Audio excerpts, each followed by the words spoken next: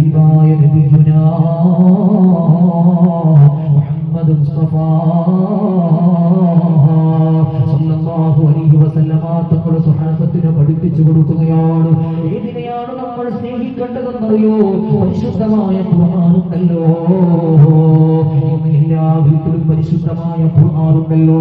പക്ഷേ ആ ഖുർആൻ ജീവിതത്തിൽ നിന്ന് അന്യമായി കൊണ്ടിരിക്കുകയാണ്. നമ്മുടെ സ്വഭാവത്തിൽ ഖുർആനില്ല. അല്ലാഹുവിന്റെ പരിശുദ്ധ റസൂൽ സല്ലല്ലാഹു അലൈഹി വസല്ലമ തങ്ങൾ അല്ലാഹുവിന്റെ റസൂലിന്റെ സ്വഹാബത്തിനെ പഠിപ്പിച്ചു കൊടുക്കുകയാണ്.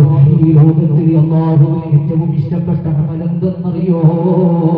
അല്ലാഹുവിന്റെ റസൂൽ പറഞ്ഞു കൊടുക്കുകയാണ്, സ്വഹാബാ, ഈ ലോകത്ത് ഏറ്റവും അല്ലാഹുവിന് ഇഷ്ടപ്പെട്ട സൽക്കർമ്മം എന്ന് പറയുന്നത് അത് പരിശുദ്ധമായ ഖുർആൻ പഠിക്കലാണ്, അതനുസരിച്ച് പ്രവർത്തിക്കലാണ്. മാത്രമല്ലോ അല്ലാഹുവിന്റെ റസൂൽ സല്ലല്ലാഹു അലൈഹി വസല്ലമ തങ്ങൾ പറഞ്ഞു കൊടുക്കുകയാണ്, നിങ്ങളൊരു പണ്ഡിതനായി മാറണോ, അല്ലെങ്കിൽ ആ ഇൽമ പഠിക്കുന്ന മുതഅല്ലിമീങ്ങളായി നിങ്ങൾ മാറണോ, അല്ലെങ്കിൽ ആ അറിവ് പകർന്നുകൊണ്ട് കേൾക്കുന്നവരായി, അറിവ് കേൾക്കുന്നവരായി, പരിശുദ്ധമായ ഖുർആൻ കേട്ടുകൊണ്ട് ചിന്തിക്കുന്നവരായി, ആ പരിശുദ്ധമായ ഖുർആനിനെ കേട്ടുകൊണ്ട് ആസ്വദിക്കുന്നവരായി നിങ്ങൾ മാറണമെന്ന് നബിയുനാ മുഹമ്മദ് മുസ്തഫ സല്ലല്ലാഹു അലൈഹി വസല്ലമ തങ്ങൾ പറയുകയാണ്. നാലാമതായി അല്ലാഹുവിന്റെ റസൂൽ പറയുകയാണ്, വഖുലു മുഹിബ്ബാ, ആ ഇൽമിനെ സ്നേഹിക്കുന്നവരായി മാറണോ.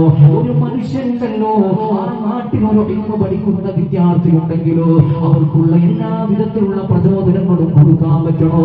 കാരണം എന്തെന്നറിയോ, ഇന്ന് ഈ മുത്താലത്തുള്ള ആളുകൾ വല്ലാത്ത സൗഭാഗ്യവാന്മാരായി അല്ലാഹു കണക്കാക്കുകയാണ്. ഇന്ന് നമ്മുടെ കണ്ണുകൾ കൊണ്ട് കാണാൻ കഴിയാത്ത അടക്കമുള്ള മലക്കുകൾ ഇന്ന് ഈ സ്ഥലത്ത് ഇവിടെ സാക്ഷ്യം വഹിക്കുകയാണ്. ഇതാര് പറഞ്ഞതാണെന്നറിയോ?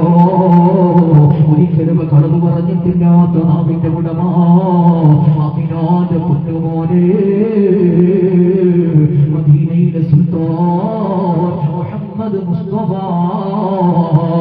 സല്ലല്ലാഹു അലൈഹി വസല്ലമ തങ്ങൾ പറയുകയാണ്, ഒരു ഹാഫിദിന് പ്രചോദനമാകിയവരുണ്ടല്ലോ, ഒരു ഇൽമ പഠിക്കുന്ന മുതഅല്ലിമിന് ഭക്ഷണം കൊടുത്താണെങ്കിലോ ക്യാഷ് കൊടുത്താണെങ്കിലോ അവരുടെ ഹിഫ്ള് പൂർത്തീകരണത്തിനോ അവരുടെ ഇൽമിന്റെ ജീവിതത്തിനോ താങ്ങും തണലുമായ ആളുകളുണ്ടല്ലോ.